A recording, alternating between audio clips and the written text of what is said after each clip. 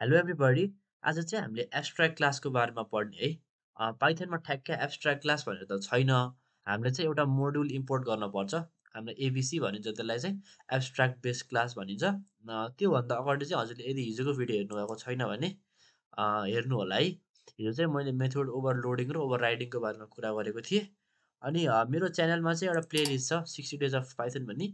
यसमा चाहिँ मैले सबै कुराहरू पढाएको छु सुरु बेसिकदेखि नै। 20वटा भिडियो भइसक्यो यसमा। हजुरले यो राम्रोसँग हेर्नुभयो भने चाहिँ हजुरलाई पाइथनको राम्रो नलेज हुन्छ है त। ओके, आज चाहिँ हामीले अब एबिसीको बारेमा कुरा गरौँ है त। एब्स्ट्र्याक्ट बेस क्लास भनेको चाहिँ कस्तो हो भने एउटा यस्तो बेस क्लास हो जसले चाहिँ अरू क्लासमा चाहिँ इम्पोर्टेन्ट कुरा जुन चाहिने कुराहरू हुन्छ नि त्यो चाहिँ दियोस् कि त्यसले प्रोभाइड गरोस्। जस्तो एउटा स्कुलमा एउटा स्टुडेन्टको रोल नम्बर हुन्छ नि। रोल नम्बर भनेको चाहिँ एउटा हामीले बेस क्लास राख्न सकिन्छ कि एब्स्ट्र्याक्ट बेस क्लास। त्यसमा चाहिँ अब अरूहरू मानव क्लास 1 क्लास 2 क्लास 3हरूले चाहिँ इनहेरिट गरेर चाहिँ हाम्रो हाम्रो बेस क्लासलाई युज गरेर रोल नम्बर डिसाइड गर्न सकिन्छ। जस्तो रोल नम्बर चाहिँ अल्फाबेटिकली हुन्छ भने हामीले क्लासमा चाहिँ एउटा प्रोग्राम लेख्ने, एब्स्ट्र्याक्ट क्लास बनाउने, अनि त्यो एब्स्ट्र्याक्ट क्लासलाई चाहिँ अरूहरू क्लासलाई इनहेरिट गराइदिने के। त्यो गऱ्यो भने हामीले एउटा कुरा बनाइयो, त्यसलाई चाहिँ अरू सबैले युज गर्न मिल्यो। यसलाई चाहिँ हामीले एब्स्ट्र्याक्ट बेस क्लास भनिन्छ है त। अब चाहिँ हामीले कसरी कोड गर्ने भनेर सिकौँ है त। यसको लागि चाहिँ हामीले सुरुमा एबिसी भन्ने एउटा मोड्युल छ। एबिसी भन्ने मोड्युल र हामीले एब्स्ट्र्याक्ट क्लास भन्ने चाहिँ एउटा मोड्युलबाट चाहिँ त्यो दुईवटा कुरा निकाल्नुपर्छ। जस्तो फ्रम एबिसी हामीले के इम्पोर्ट गर्नुपर्छ भने हामीले एबिसी चाहिन्छ, एउटा क्यापिटलमा छ यो चाहिँ एबिसी। त्यसपछि एउटा एब्स्ट्र्याक्ट मेथड भन्ने हुन्छ, यसलाई चाहिँ एब्स्ट्र्याक्ट क्लास मेथड, यसलाई चाहिँ इम्पोर्ट गरौँ है त। अब सुरुमा चाहिँ मानौँ मैले चाहिँ के गराउन लाग्यो भने एउटा स्कुलमा स्टुडेन्ट छन्, तिनीहरूको नाम प्रिन्ट गर्न पर्यो र तिनीहरूको दुईवटा मार्क्सको चाहिँ एभरेज प्रिन्ट गर्नको लागि चाहिँ एउटा एब्स्ट्र्याक्ट क्लास बनाउनु पर्यो है त। त्यसको लागि सुरुमा के गर्ने भने क्लास भनौँ स्टुडेन्ट्स भनेर एउटा यस्तरी क्लास बनाउँ एउटा। यसमा चाहिँ के छ भने डिफाइन गरौँ। प्रिन्ट नेम भन्ने छ एउटा है त। प्रिन्ट नेम ए हो सेल्फ गरौँ यसलाई है त। यसले रिटर्न चाहिँ एउटा खाली स्ट्रिङलाई रिटर्न गरिदिन्छ है त। अब हामीले यो क्लास त नर्मल क्लास भयो होइन। यसलाई हामीले अब एब्स्ट्र्याक्ट क्लास कसरी बनाउने त भने यो एब्स्ट्र्याक्ट क्लासले चाहिँ के गर्नुपर्छ, हाम्रो एबिसीलाई चाहिँ इनहेरिट गर्नुपर्छ। एबिसी यसरी है क्यापिटलमा हुनुपर्छ यो, यसरी गर्नुपर्छ। अनि यसको तल चाहिँ हामीले एउटा डेकोरेटर राख्नुपर्छ, @ राख्ने। त्यसपछि एब्स्ट्र्याक्ट क्लास मेथड यसरी राखिदियो भने यो डेकोरेटर हो। यसको भिडियो चाहिँ मैले छिटै बनाउँदैछु है, च्यानलमा आउँछ। त्यही भएर सब्सक्राइब गर्नु होला च्यानललाई चाहिँ। यो राख्नु भयो भने चाहिँ यसले के भनेको हो भने अब आउने फङ्सन चाहिँ एब्स्ट्र्याक्ट क्लासको एउटा मेथड हो भनेर यसरी भनेको है यो चाहिँ। अब मानौँ यसलाई यस्तो गरौँ, यो क्लासलाई चाहिँ हामीले स्कुल भनौँ, सजिलो हुन्छ त्यसरी। स्कुल भनौँ, स्कुल भयो यो क्लास। अबको बनाउने डिफाइन चाहिँ यसलाई स्टुडेन्ट भनेर डिफाइन गरौँ है त।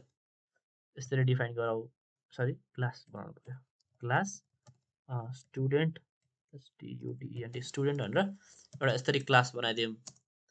त्यसपछि यो क्लासले चाहिँ के गर्न पर्यो, हाम्रो एब्स्ट्र्याक्ट बेस क्लासलाई चाहिँ यो छ नि, यो हाम्रो यो क्लास छ नि, यसलाई चाहिँ इनहेरिट गर्नु पर्यो।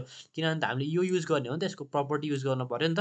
त्यही भएर यसलाई हामीले इनहेरिट गर्नको लागि यस्तो गर्ने स्कुल।हरूले इनहेरिटेन्स पढ्नु भएको छैन भने चाहिँ मेरो च्यानलमा छ है भिडियोहरू, त्यो हेर्नु होला है। अब चाहिँ हामीले के गर्नु पर्यो, एउटा हामीले इनिट फङ्सन डिफाइन गरिदिउँ। इनिट डिफाइन गरिदिउँ। अब यसमा केही पनि चाहिएन अहिले। यसले चाहिँ के रिटर्न गर्छ, यसले चाहिँ हाम्रो युजरको नाम दिन्छ अहिलेको लागि। हाम्रो स्टुडेन्टको यसरी नाम दिन्छ यसले। अब self dot name equals name गरौँ, यो नर्मल पुरा भइहाल्यो है त। अब हामीले अहिलेसम्म के गर्यो भने स्टुडेन्टको नाम लियो यसरी नेमबाट। त्यसपछि यो युजरले दिन्छ यो चाहिँ। अब हामीले यो क्लासलाई एकचोटि युज नगरिकन यत्तिकै हेरौँ है त। मलाई युज गर्न मन लागेन अरे यो क्लास। मैले अब आफ्नै तरिकाले नाम देखाइदिएँ अरे। ल डिफाइन गरेँ, प्रिन्ट भन्ने यस्तो गरेँ। त्यसपछि यहाँ प्रिन्ट यति गर्न मिलेन, प्रिन्ट एस गरेर गरेँ।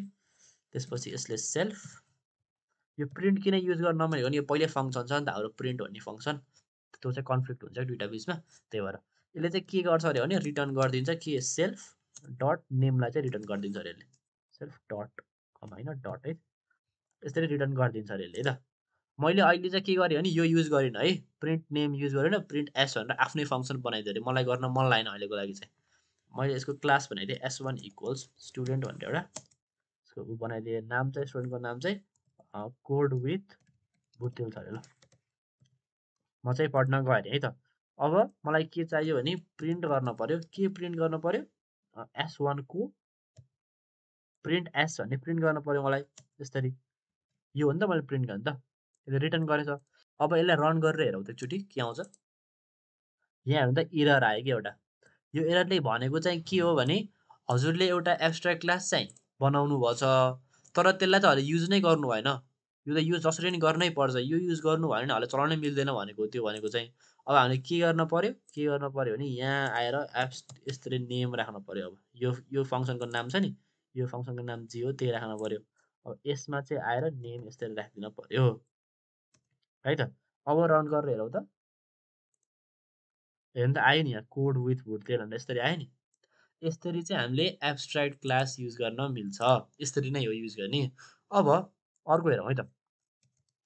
अब मानौँ हजुरले यो यदि यो राख्नु भएन भने चाहिँ, जस्तो मैले यसलाई कमेन्ट आउट गरेर यस्तो गरिदिएँ भने अहिले चाहिँ यसमा केही छैन अरे फर इक्जाम्पल है त।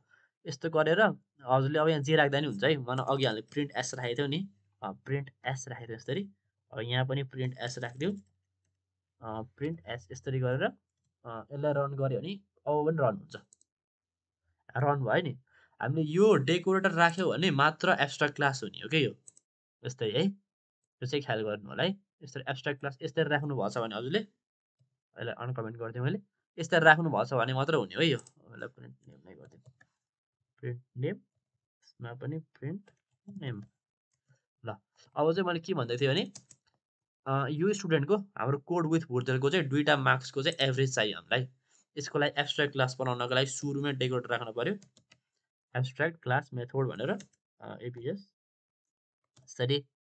अब डिफाइन गरौँ एउटा एबिजी भन्ने, यसले सेल्फ हो यो। यसले के गर्छ, यसले अहिलेको लागि रिटर्न 0 गरिदिन्छ, केही पनि अहिले यहाँ केही पनि भ्यालु छैन। यो त एब्स्ट्र्याक्ट हो नि त, एउटा फ्रेम मात्रै हो, यो गर्न पर्छ भन्ने एउटा इन्स्ट्रक्सन मात्रै हो नि त यो त। अब यहाँ हेरौँ है त। अब हामीले एबिजी डिक्लेयर गर्न पर्यो, डिफाइन एबिजी गरे सेल्फ। एबिजीले के गर्छ, रिटर्न चाहिँ के गर्छ भने सेल्फलाई पेरेन्थेसिसमा राखौँ है, सेल्फ डट। अब हामीलाई मार्क्स चाहियो, अहिले मार्क्स छैन यसमा है त, सेल्फ मात्रै गरिदियो अहिले। मार्क्स चाहियो भने चाहिँ हामीलाई यहाँ राख्न पर्यो अब मार्क 1 मार्क्स 2 यसरी। त्यसपछि self dot marks 1 equals marks 1 यस्तो भयो। Self dot marks 2 equals marks 2 यो भएन। अब यो मार्क 1 भनेको यसरी युजरले दिन्छ, आफ्नो यसरी युजरले दिन्छ है त। अब चाहिँ यहाँ रिटर्न चाहिँ के गर्नु पर्यो, self dot mark 1 plus self dot mark 2 divide by 2 गर्नु पर्यो। एभरेज भनेको त्यही हो होइन, यही हो नि त एभरेज भनेको त। ओके मार्क्स है यो भयो।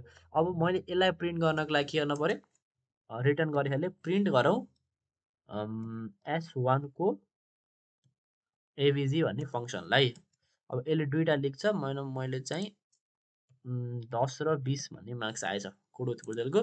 अब यसलाई प्रिन्ट गरेर हेर्नु पर्यो भने चाहिँ आयो यसरी, आयो नि त 15.0 आयो नि, यसरी चाहिँ हुन्छ है। अब यदि मैले यसलाई पनि गरिनँ भने, यसलाई पनि यस्तो गरेर कमेन्ट गरिदिएँ भने, अनि यसलाई पनि कमेन्ट गरिदिन्छु, यसरी कमेन्ट गरिदिएर फेरि रन गऱ्यो भने चाहिँ अब चाहिँ अघि के एरर दिन्छ है। यो भनेको यो एररको मिनिङ चाहिँ के हो भने हजुरले एब्स्ट्र्याक्ट क्लास यसरी डिक्लेयर त गर्नुभएछ यो यसरी, तर हजुरले यहाँ फङ्सन बनाउनु भएन। फङ्सन त चाहिन्छ, फङ्सन भएन भने त अब यो चाहिने कुरा हो नि त्यो त। यो कस्तो हो भने हजुरको पेरेन्ट्सले यो गर्नै पर्छ भन्ने कुरा हो कि यो। हजुरको पेरेन्ट्सले चाहिँ तँ घर 10 बजे आउनै पर्छ, 10 बजेभित्र आउनै पर्छ भन्नुभयो भने चाहिँ आउनै पर्यो नि त्यसको लागि त, तँलाई यहाँ त्यही भएर गर्नै पर्ने कुरा यो चाहिँ है। यहाँ तल डिक्लेयर गरेन भने चाहिँ कोड रन हुँदैन। एब्स्ट्र्याक्ट क्लास भनेको यही हो। अनि पाइथनमा ठ्याक्क चाहिँ हुँदैन, हामीले यसरी नै गर्नुपर्छ एबिसीलाई इम्पोर्ट गरेर। एब्स्ट्र्याक्ट बेस क्लास भन्छ यसलाई चाहिँ। अब एब्स्ट्र्याक्ट क्लास भनेको यति नै हो, हामीलाई चाहिने यति नै हो, पाइथनमा गर्ने पनि यसरी नै हो। आजको लागि यति नै गरौँ। अब भोलि चाहिँ हामीले फेरि भेट्छौँ अरू अब नयाँ टपिकमा। त्यति भेर्सनको लागि चाहिँ अरू अरू भिडियो हेर्दै गर्नु होला। हजुरले हेर्नुभएको छैन भने चाहिँ यो च्यानलमा सबै भिडियोहरू छ। गिटको भिडियो पनि छ, गिट पनि हेर्नु होला। गिट पनि एकदम चाहिन्छ है। यो भर्जन कन्ट्रोलहरू कसरी गर्ने भनेर सिक्नुहुन्छ यसमा। अब अरूहरू त सिक्दै गर्नु। अब मैले अब ट्रिकहरू भिडियो पनि हाल्दै गरेको हुन्छु, सर्ट्स हेर्नु होला। आजको लागि यति नै गरौँ। Thank you for watching. हजुरलाई भिडियो मन पऱ्यो भने चाहिँ लाइक गरिदिनु होला। च्यानल सब्सक्राइब गरिदिनु। See you tomorrow. Good by.